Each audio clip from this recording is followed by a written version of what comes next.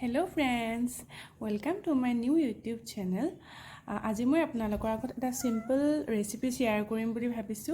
হেতু হল খুতৰা শাকৰ লগত লোকেল মাছৰ আঞ্জা। হয়তো বহুতে এটো বনাব পাৰে, যি সকলে নাজানে তেওঁলোকৰ কাৰণে খুব সুবিধা হ'ব বুলি ভাবো মই এটো video. So let's start it. এনেদৰে মই প্ৰথমে খুতৰা শাকখিনি খুব মিহি মিহিকে কাটি লৈছো।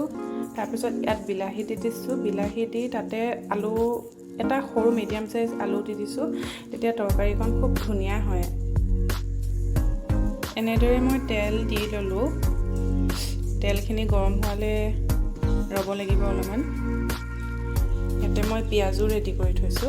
একদম সিম্পল কে বনাইছো মই, সিম্পল গাঁৱলীয়া খানা যেটো, আৰু মই হেতুৱে ভাল পাওঁ খাই। তেল কপি দিছে, এনে দি দিছো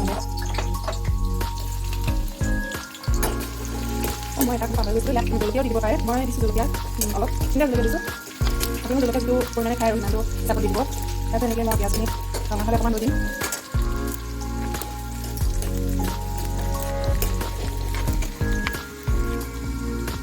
এতিয়া মই এইখিনি দি দিম ইয়াত, যিখিনি খুতৰা, আলু আৰু বিলাহী দি দিম। এতিয়া এইটো এতিয়া অলপমান কমি যাব, নাইকিয়া হৈ যাব, কিন্তু সেউজীয়া সেউজীয়া ভাত হয়। এইটো বস্তু আছে লোকেল মাছৰ লগত খাই ভাল লাগে। মোৰ লোকেল মিৰিকা মাছ আছিলে, মিৰিকা মাছৰ লগতে বনাম আৰু এনেকৈ মই অলপ ভাজি লৈছোঁ। ভাজি পিনে অকণমান নিমখ হালধি দি দিম। মই নিমখ হালধি দি দিলোঁ। এতিয়া দি পিনে তেলত লৰাই দিছোঁ। গেছটো চিমতে থৈছোঁ বাৰু, অকণমান এতিয়া বহাই দিছোঁ। ভাজিটো অকণমান বহাই দিছোঁ, দি দিছোঁ আৰু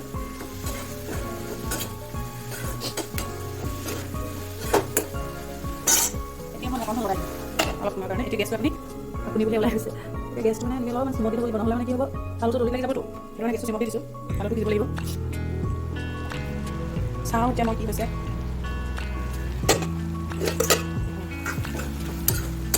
আলুটো অকণমান সিজিছে আৰু নতুন আলু হয়খিনি, সেইকাৰণে নতুন আলুটো পটককৈ সিজি যায়। বিলাহীটো মই অকণমান ভাঙি দিছোঁ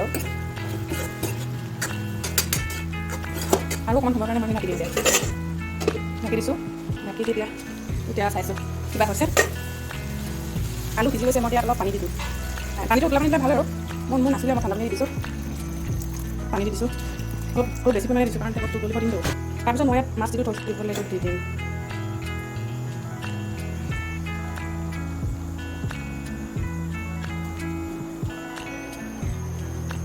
এনেদৰে দি দিলোঁ মাছটো। দি পিনে মই মাছটো দি পিনে মই ঢাকনখন লগাই দিম। ঢাকনখন লগাই এনেদৰে মই 5-ৰ পৰা 10 মিনিটৰ ভিতৰত আৰু সিমানখিনিৰ ভিতৰত মই উতলিব দিম। যেতিয়া চব্জিখিনি উতলিব, তেতিয়া খাবলৈ মানে দেখিবলৈ কালাৰটো ধুনীয়া হ'ব আৰু টেষ্টটো ওলাব। মানে যেতিয়া মাছৰ মানে ৰসটো যেতিয়া তাত সোমাই যাব ন, তেতিয়া খাবলৈ ভালো লাগে আৰু জোলকণ মানে খুব টেষ্টি হয় তেতিয়া। সেইকাৰণে এতিয়া মই ইয়াত 5-ৰ পৰা 10 মিনিটৰ ভিতৰত সিমানখিনি সময়ৰ কাৰণে মই এইখিনি উতলিব দিম। তাৰপিছত আকৌ দেখুৱাই আছোঁ। এতিয়া চাইছোঁ আৰু এইখিনি কালাৰটো বৰ ধুনীয়া আহিছে।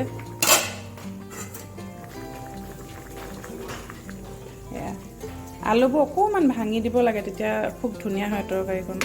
অলপ থুপথুপীয়া টাইপ মানে এটা টেষ্ট আহে আৰু ভাল লাগে আৰু তেনেকৈ হ'লে।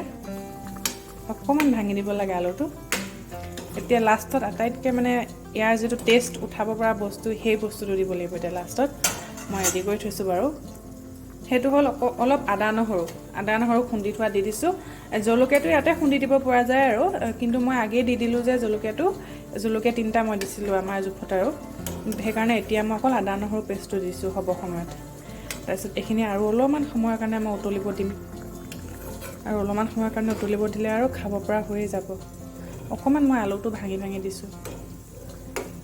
একদম চিম্পল হয় এইটো, খুব ইজি আৰু যিসকলে মানে খানা একেবাৰে মানে বনাব নতুনকৈ শিকিছে তেওঁলোকৰ কাৰণেহে বাৰু। যিসকলে একেবাৰে এক্সপাৰ্ট তেওঁলোকৰ কাৰণে নহয় বাৰু। এইটো তেওঁলোকে খুব কম সময়তে এইটো খুব ইজি, খুব টেষ্টি হয় খাবলৈ। এই ৰেচিপিটো ভাল লাগে আৰু যিহেতু গাঁৱলীয়া খানা চবেই ভাল পায়।